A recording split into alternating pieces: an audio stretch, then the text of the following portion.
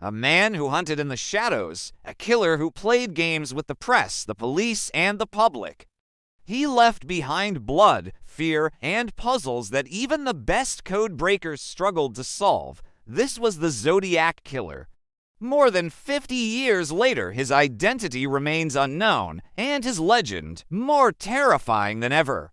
But who was the Zodiac? Why did he kill? And why, after decades of investigation, does the mystery still remain unsolved? Let's dive into one of the darkest chapters in American crime history. The story begins on December 20th, 1968, in Vallejo, California. Two teenagers, Betty Lou Jensen and David Faraday, went out for a first date. They never came back. 7 months later, another incident occurred. On July 4th, 1969, Darlene Ferrin and Mike Mago were sitting in a parked car when a man approached them. He used a flashlight to catch their attention, and moments later, chaos broke out. Mike was injured but managed to survive. To investigators, it seemed at first like a random act, but it was only the beginning of something far more unsettling. Just weeks later, newspapers in San Francisco received letters. Each was signed with a strange crosshair-like symbol, a circle with a cross through it. The writer claimed responsibility for the killings, and he gave himself a name, the Zodiac. The letters were filled with disturbing taunts. It is more fun than killing wild game in the forest, but there was something else. Alongside his letters, he sent ciphers, pages filled with cryptic symbols. The Zodiac demanded they be published on the front page of newspapers. If not, he threatened to go on a killing spree. California was in shock. A serial killer was not just killing, but taunting the entire state.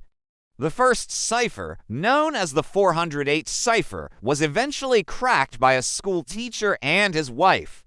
It revealed the Zodiac's twisted philosophy, that killing gave him the ultimate thrill, but there was one crucial detail missing: his name. He promised that the ciphers would reveal his identity. Yet every time, he found a way to mislead. Over the years, more ciphers came. Some solved, some still unbroken. The most famous, the 340 cipher, remained unsolved for over 5 decades. In 2020, an international team of codebreakers finally cracked it. It read, "I am not afraid of the gas chamber because it will send me to paradise all the sooner." Once again, he mocked the police, but refused to reveal his identity. The Zodiac didn't stop. In September 1969, college students Brian Hartnell and Cecilia Shepard were picnicking at Lake Berryessa. A man in a bizarre black hood, marked with the Zodiac symbol, tied them up and brutally stabbed them. Cecilia later died. Brian survived, but his description of the masked attacker added a chilling new layer to the case. Just weeks later, the Zodiac struck again, shooting a taxi driver named Paul Stein in San Francisco. He even tore off a piece of the victim's bloody shirt and mailed it to the press as proof. By now, the Zodiac had become a household name, a phantom killer lurking in the shadows, daring authorities to catch him. Over the years, dozens of suspects have been named, but none have ever been proven guilty. The most infamous was Arthur Lee Allen, a troubled man who lived in Vallejo.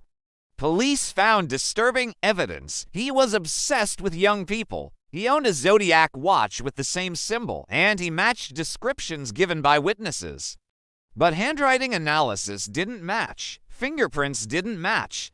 DNA testing years later didn't match either. Allen died in 1992, still a free man.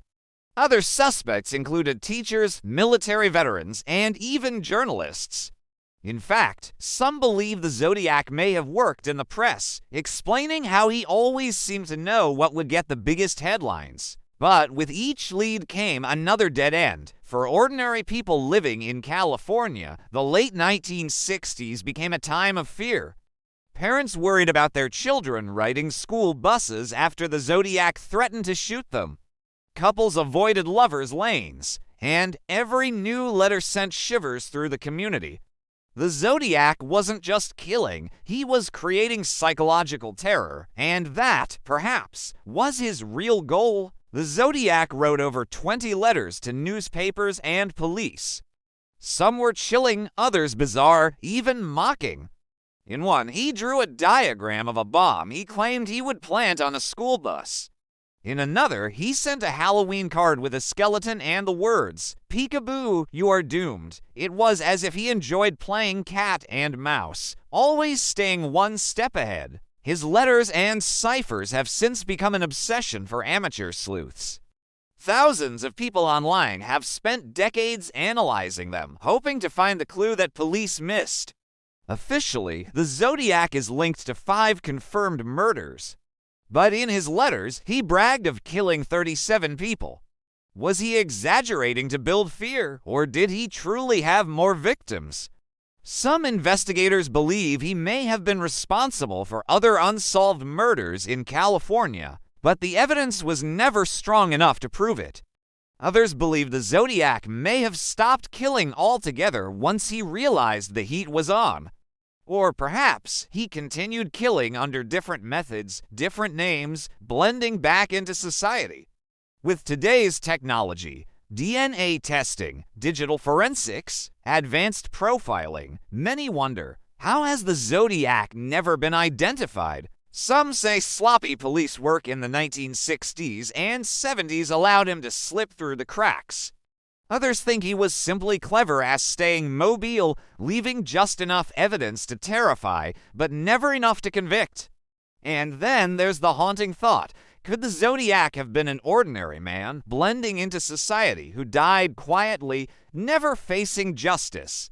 The Zodiac's shadow stretches far beyond the crimes themselves. Hollywood has turned him into a myth. Movies like Dirty Harry and Zodiac keep his story alive.